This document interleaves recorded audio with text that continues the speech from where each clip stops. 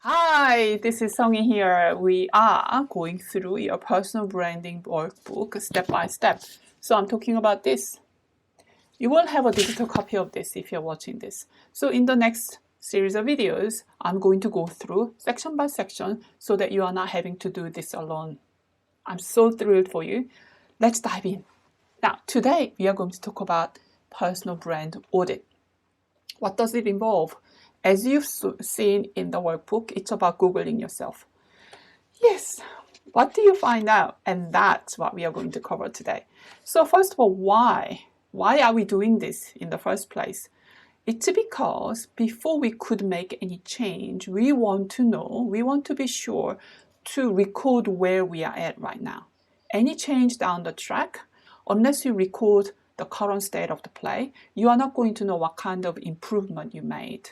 So that is not to say the 10 criteria that I listed in the workbook is the complete or the ultimate. They are just criteria that you can use, measure that you can use. In other words, you could have something else added to that, whatever is relevant to you in terms of your own brand building. The list is simply created to give you some sort of a measure. So that means it can be flexible, whatever works for you. So if you want to ignore most of it because it's not relevant to you, go right ahead. But most likely, all 10 items will be relevant, starting with searching for your name. That brings me to talk about your name search. Now, if you're a professional, this may not be that critical because people are likely to look for you on LinkedIn or any other professionally oriented website. But if you're looking at launching a business, this can get a little bit tricky. So I don't have a definite answer, but I can give you broad general advice around this. So, okay, let's look at name search. What happens? When you search for your name, there are a couple of things that can happen.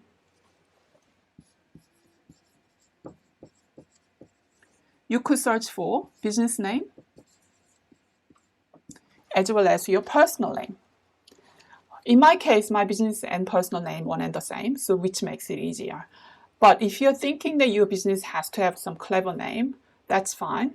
But don't get too hung up on that if you're starting out right now. And if you already have a business and you search for your business name but nothing comes up, there's a good reason for that, because people tend not to search for business names, typically anecdotally speaking. Even if you have a really, really great business name, people tend to look for your name, your personal name. They remember your name more so than your business name. Hence the reason why personal branding is so important for you. Okay? People may not remember your logo, but they remember who you are and what kind of impression you left for them. So going back to the Google search of your name, few challenges you may see. First of all, your name may be really, really too common. So it's difficult to compete with somebody who's more famous with the same name. If that's the case, you'll be looking at some content strategy going forward.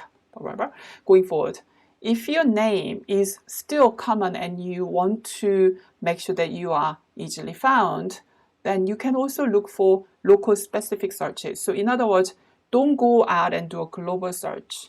Because if you're Western names, they're quite common names all over the place, and those names, it's unrealistic to expect that you will be found instantly without local specific search. That's called a long tail keyword search. People tend to do a lot of long tail keyword search. For example, it's more like Jane Doe based in X city doing XYZ. Okay, so in my case, if I were to use my name, Songy Knox, photographer, Perth photographer Songy Knox, something like this. If you could come up with a very generic, probable, likely, realistic, long tail keyword searches and do a search for that, it's more likely that you are found. Say, for example, you are not at all found, that's okay. We are starting out together. So you just say you couldn't find your name in your snapshot questionnaire in the workbook. Now, what to do when your name is taken up by somebody really famous and there is no way you could, world best content strategy isn't going to help you overcome that challenge. One option is to have a business name that could effectively work as your brand name. Although I don't think that is the only way. The other way is to promote your work, promote your brand using a name that is slightly modified.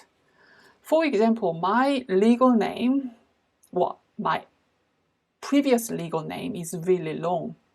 It was, not that it's important for you, but as an example, just to illustrate the point, my legal name was like this.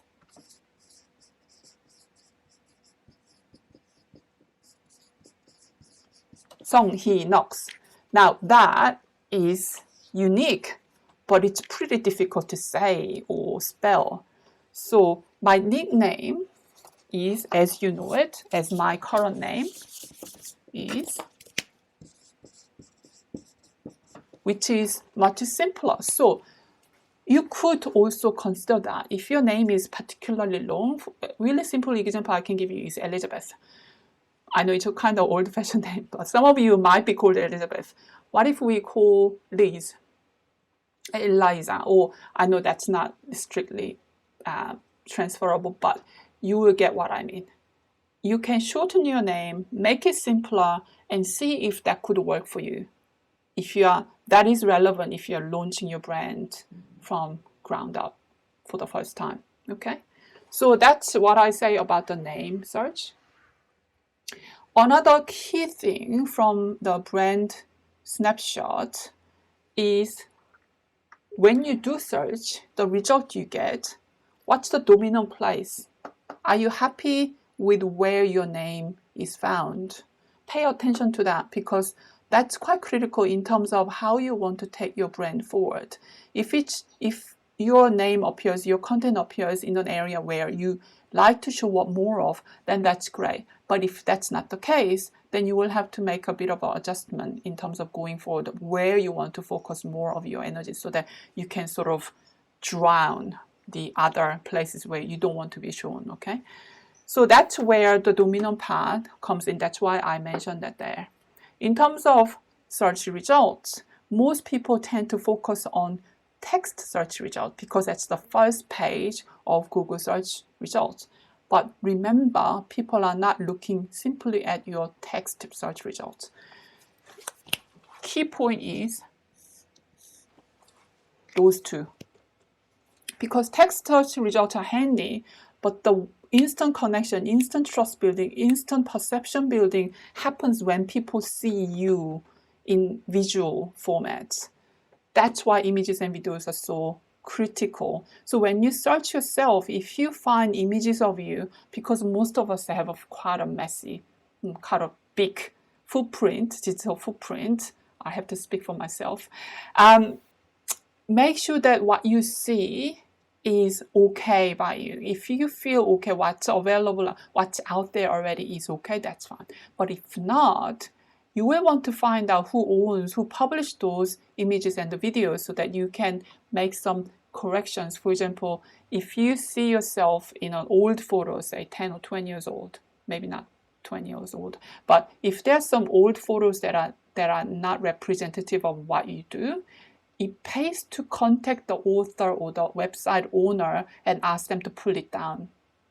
I get that request occasionally, maybe once or twice a year, from people I photographed in the past 10 years. So I do pull them down for them. And the request you make is pure and simple. Look, I'm such and such. I noticed my image appearing blah, blah, blah URL. Send them the specific URL. Would you mind pulling it down? Would you be willing to pull that down? Because those images or that particular content does not represent my current brand, the work that I'm currently doing. Really appreciate it. Thank you. So that kind of email is plenty good enough.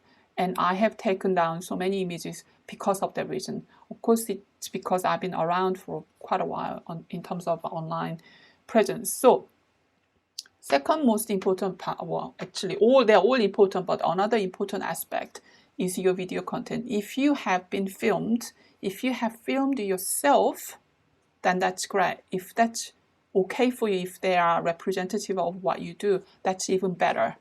But remember that this can be critical.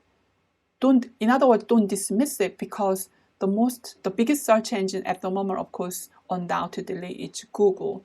But the second biggest search engine, do you know what that is? Have a guess? It's YouTube.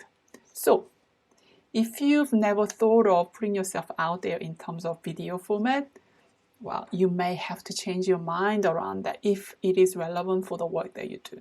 Because more and more people are searching for content in the video format. So whether it's YouTube, whether it's Vimeo, whatever the platform you wish to use, something to consider.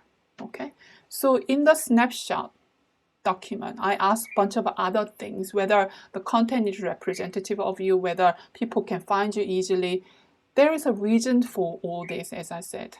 We need to look at your starting point. So any changes we make can actually be seen as an improvement sometime down the track. Without looking at this carefully, you are not going to know. Anyway, I hope that's helpful for you. Now, in the next series of videos, we are going to cover each section as I promised. I'm so looking forward to seeing you in the next video. If you have any questions, do write to me at studio@songynox.com. Catch you soon. See you in our next video. Ciao.